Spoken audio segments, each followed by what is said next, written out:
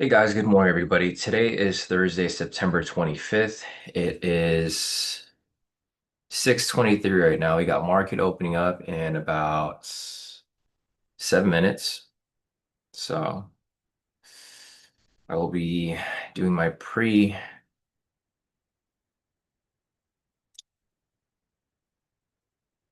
analysis real quick, and then we'll get started shortly with the analysis for today. So looking at this, let's see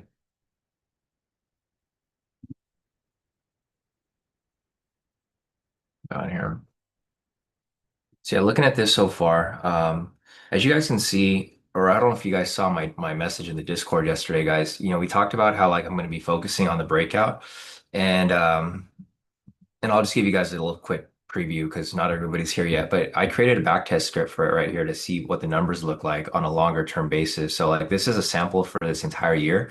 It pretty much documented all of the breakouts for this year, and with a 1 to 2 risk to reward ratio, it yielded a 51.85% win ratio. Basically, if every trade was taken, this is a huge number here because if you guys understand how a 1 to 2 works, to be break even, you need to have only a 33% win ratio. This is a 51.85. This is a really, really good win ratio actually, um, for a 1 to 2 type strategy. So with this here, I met with one of my developers yesterday, and one of my algo traders that I was familiar with. You guys probably heard of the Robbins Cup. ICT always talks about it. This guy won the Robbins Cup for like 3 to 5 years. So like he's a really big algo trader, and he kind of like gave me some tips on improving the strategy and whatnot. And he mentioned that creating this back test is going to give me a bigger edge in this term called overfitting, where I put too many criteria. If you guys have remembered before, so I'm not gonna stop doing the pre-market analysis. But when I talked to him, he mentioned to me that, I've been overfitting my strategies. I've been putting too many criteria, and what I need to do is just keep it simple.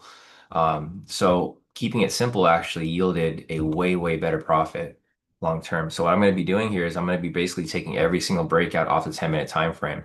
I have data on this, so I did it on the 1 minute. The 1 minute's a 43.08 win ratio. It's not super great, but it's still good. Anything above 33% is going to be profitable. This is a 10-minute, of course, 58% win ratio for the net for like previous I think 90 days. This is the 15-minute time frame, 52% win ratio, and the 30-minute. So basically anything above like the 10-minute is going to be above a 50% win ratio, which is amazing for a 1 to 2 strategy. So basically, if you guys are looking to take the breakout for today, I am going to be taking it. It's going to be for a sell. And I'm still going to be dialing in on TP stop loss because I can change the settings here to adapt to whatever's available. But for the most part, if you guys are looking to take the breakout for today, momentum breakout, it's going to be a sell. I'm basing it off the 10-minute time frame because that's where I have found the best statistics. So pre-market checklist over here, overall momentum or overall market right here, it is slightly bearish, 6 out of 10 score. So we'll say that momentum, we'll know that in a few moments. If you guys are still looking to take this based off the checklist here, the overall trend, let's see, it's currently it's neutral on the 1 minute, bearish on the 5, bearish on the 15, bearish on the 30, bearish on the 1, and bullish on the 4 hour. So it's going to be bearish one, two, basically 5 out of 6.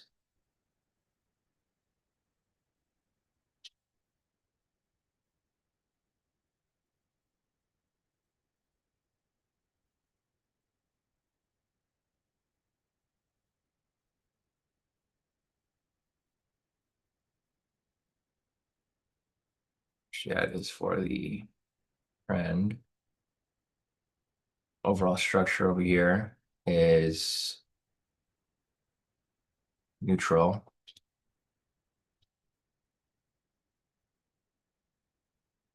Rev TP stop loss is going to be 50.25.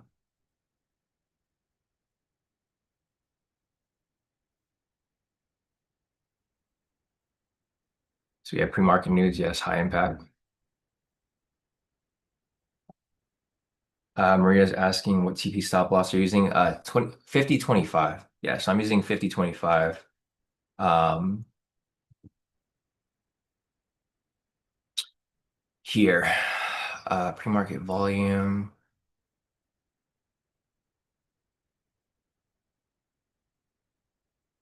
Let me check the pre-market volume.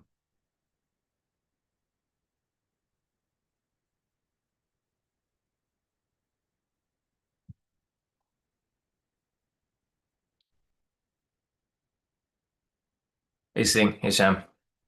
Uh,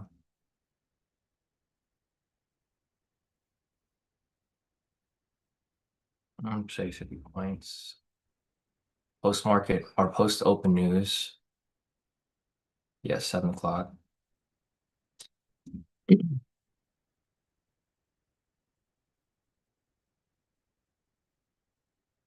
All right, guys, we have market opening up in about 40 seconds. Direction of the breakout today is going to be a sell for anybody who's looking to take it. I'll be entering this position here. Moving forward, I'm basically going to take every single breakout that comes up. No outliers. So we got market opening up in about 20 seconds.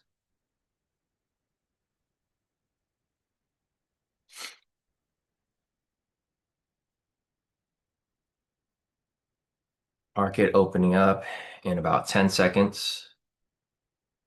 It's going to be a sell for me today. Market opening up in 5, 4, 3, 2, and 1. Order submitted. Order. So trade is running right there in profit. Huge spike here on open. Stop filled. So let's see.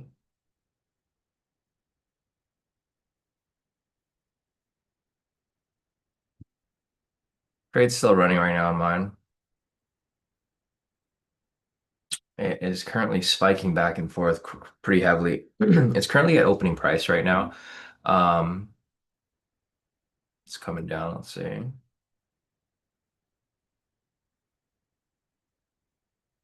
think it's only executed on one of my accounts. I don't know if my copier was working today. It looks like there was a bit of a issue with my copier. It looks like there's only one account running right now. It's running in profit right there. It's about 30 points in profit. A lot of choppiness here on open.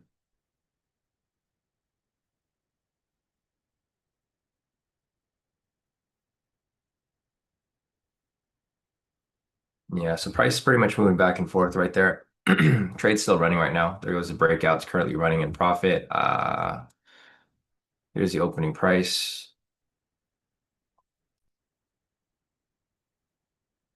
A lot of big chop here on open. This thing might stop me out.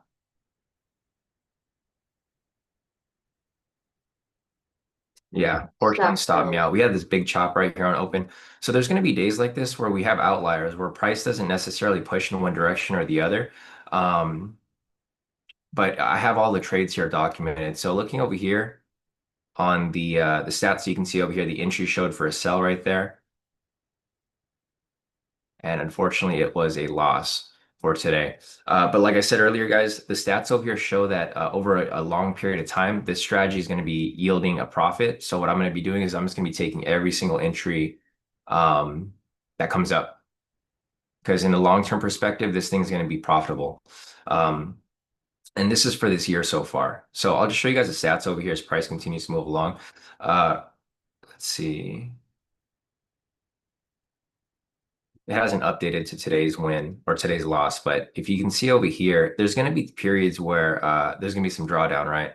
But the biggest drawdown is about 4 trades. So if you look over here, I have pretty much every single trade documented from January 1st or January 2nd up until today. And these are every single breakout trade that comes up on the 10-minute time frame. So I'm going based off the statistics here. With the statistics being the case here that this is going to yield a long-term profit, I just have to take every single trade.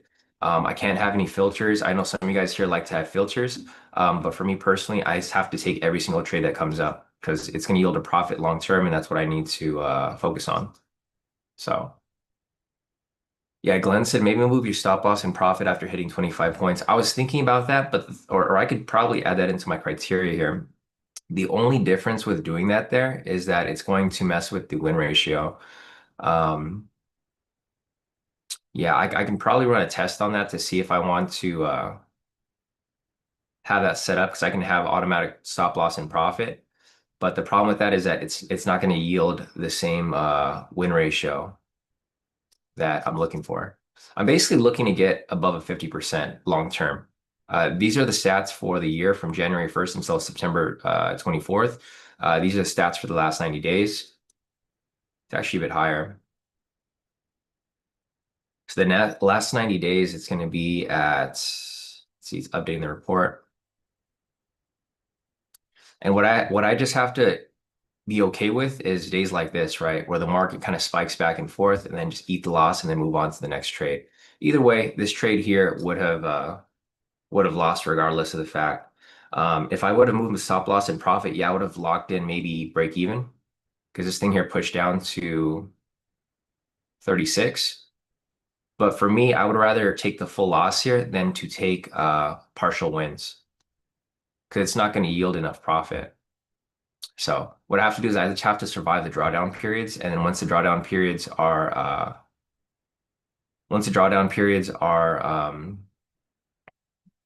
over, we go through some pretty nice big winning periods.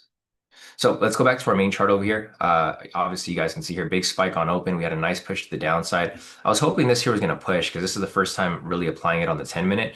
Either way, for the 1 minute here, it still would have been a sell because we had a sell momentum right here. So if you were applying it on the 1 minute or the 10 minute, it still would have been a sell entry. Right here, price pushed down immediately on open. Pushed down about 40 points or so, and then it shot right back up, and then it came right back down. So big chop over here back and forth. And I mean, that's just the market for today. So I'll keep looking for some more opportunities here for entry. But again, so like I mentioned earlier, guys, I'm going to be focusing mainly on the breakouts. I'm taking a quarter risk on this. I'm going to be increasing my risk though as we progress. So because I'm focusing mainly on the breakout, I'm probably going to take maybe half risk, if not a full risk per trade, so that I can recoup my losses when I do go through those win periods. And this thing was super choppy though on open. So one filter that I was looking at before, guys, is I was looking at whether I want to skip trades on high impact news event days. That's going to be the next thing that I'm going to go and kind of add into my testing. What I'm going to do here is I'm going to look at my list of trades. I don't know why this thing's taking forever to load.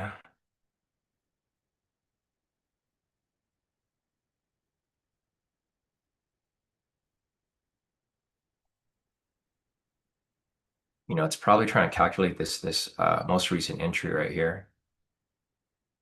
But you guys can see how the strategy, it pretty much, for my back test, it identified the entry immediately after taking it.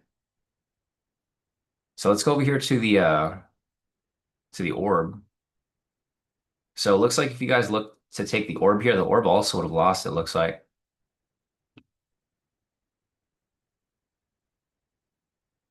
So super choppy day today. It doesn't matter which strategy you guys are applying. If you're looking to take the orb, if you're looking to take the momentum breakout, looks like either way, this here would have faked you out regardless.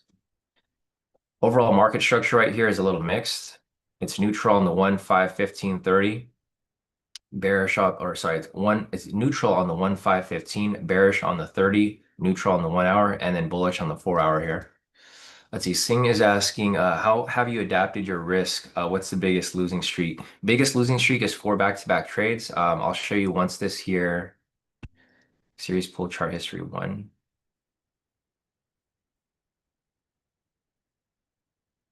Hmm.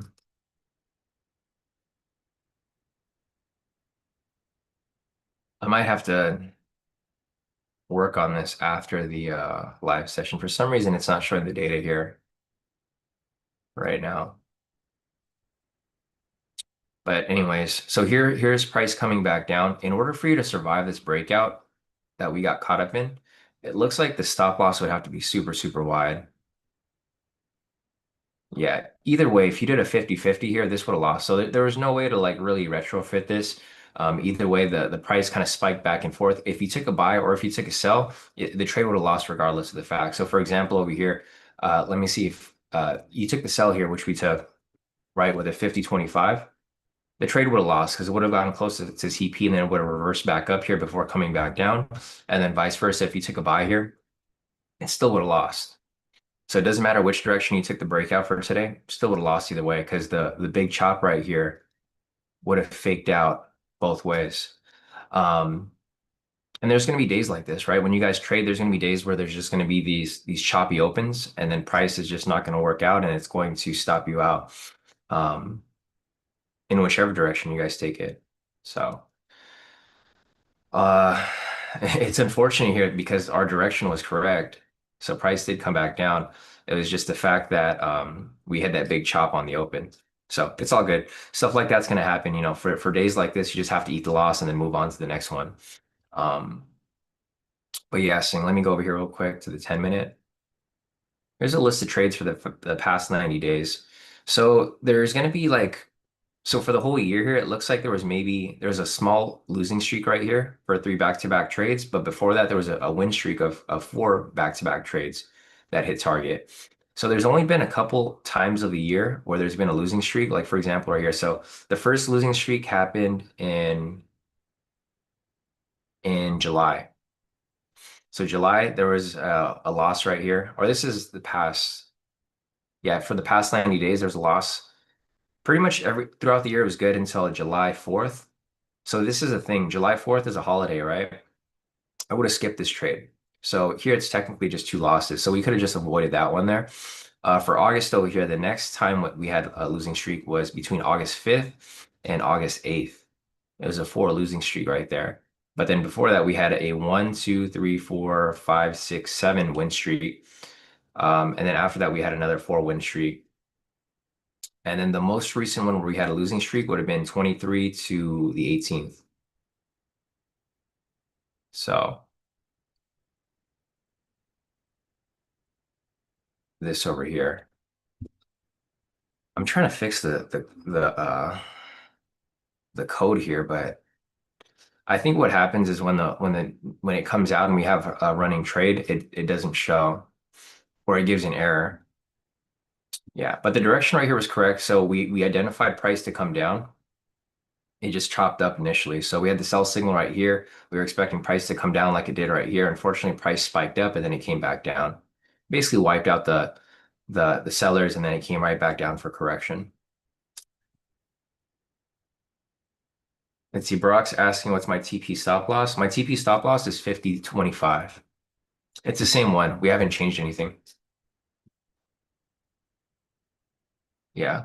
TP stop loss right here was 50.25 for the breakout. But it looks like any entry on open would have lost. Doesn't matter which strategy you guys were applying. If you guys are applying your own strategy, it doesn't really matter because it looks like here, unless your stop loss was super wide, it'd be almost impossible for you guys to survive the move here in either direction. Because this opening range right here was about, yeah. So unless you had a stop loss that was wider than 100 points, you would have lost the trade on open here no matter what. So the sell analysis here is playing out. Unfortunately, we did get caught in the chop, but price is coming down further. If you guys are looking to take trades here, there's a high-low break and retest that just happened right here, it looks like. Price broke past structure, retested. The problem with this here is that there was no overall market structure available at the time, right? So if we replay here, this was a high-low break and retest. If we replay the market over here before the entry came up for the high-low break and retest, I don't think this is one that we even look to take. For some reason, TradingView has been really, really laggy for the past couple of days, guys. I don't know if you guys are seeing this at TradingView too. It takes forever for the chart to load up. Anyways, so if you look down over here, it was somewhat bearish, but it wasn't very strong. So if you wanted to take this trade here for a high-low break and retest, price broke and closed past the structure. I'm waiting for the tools here to line up. There's a lower high right here or a lower low.